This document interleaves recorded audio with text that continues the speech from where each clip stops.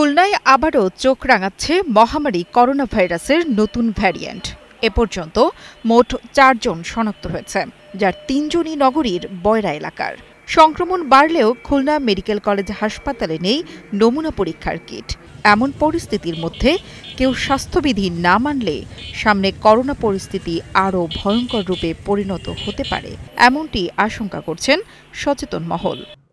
মাথা ব্যথা, শ্বাসকষ্ট, তারপরে হাঁটু ব্যথা, যার কারণে ভর্তি ছিল ৫-৬ ওয়ার্ডে। ওখানে করোনা টেস্ট করার পরে পজিটিভ। প্রথম জ্বর হয়েছে, জ্বর থেকে গা ব্যথা থেকে অসুস্থ হয়ে পড়ছে। তারপরে আমরা সদর হাসপাতালে নিয়ে গেছি। সদর হাসপাতাল থেকে ওখান থেকে টেস্ট করছে, টেস্ট করার পরে করোনা ধরা পড়েছে। ইতোমধ্যে খুলনা মেডিকেল কলেজ হাসপাতালে করোনা রোগীদের জন্য ৪০টি সাধারণ শয্যা ও 10টি আইসিইউ শয্যা প্রস্তুত রাখা হয়েছে। তবে আরটি-পিসিআর মেশিন বিকল এবং র্যাপিড অ্যান্টিজেন কিট প্রায় শেষ পর্যায়ে। হাতে আছে মাত্র ৪০ থেকে ৪৫টি কিট। পরিস্থিতি মোকাবিলায় ১০,০০০ কিটের চাহিদাপত্র স্বাস্থ্য অধিদপ্তরে পাঠানো হয়েছে।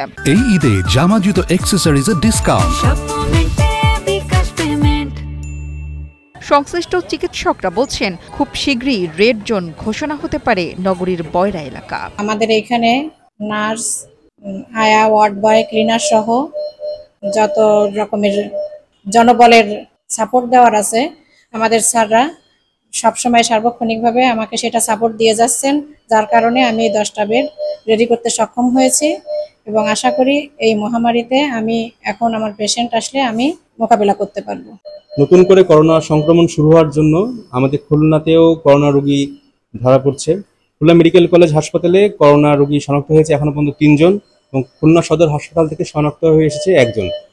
4 জনের মধ্যে 2 জন আমাদের হাসপাতালে ভর্তি আছেন এবং 2 জনকে আমরা বহির্বিভাগে চিকিৎসা দিয়ে তাদেরকে বাসায় পাঠিয়ে দিয়েছি এবং তাদেরকে অবজারভেশন রেখেছি এবং আইসোলেশন রাখতে বলেছি। এখন বর্তমানে আমাদের কিট স্বল্পতার জন্য ওইভাবে করোনা টেস্ট করা হচ্ছে না, আমরা র্যাপিড অ্যান্টিজেন টেস্টটাই করছি এবং স্বল্প পরিসরে করা হচ্ছে। আমরা চাহিদাপত্র পাঠিয়েছি, আশা করি অতি দ্রুত সম্ভব আমাদের কাছে কিট চলে আসবে, তখন আমরা র্যান্ডমলি বিস্তরভাবে করোনা টেস্ট করতে পারবো। আমাদের খুলনা মেডিকেল কলেজে আসা 4 জন করোনা আক্রান্ত রোগীর মধ্যে 3 জনই বয়রাতে বাসা। Desk report, Kaler Kantho.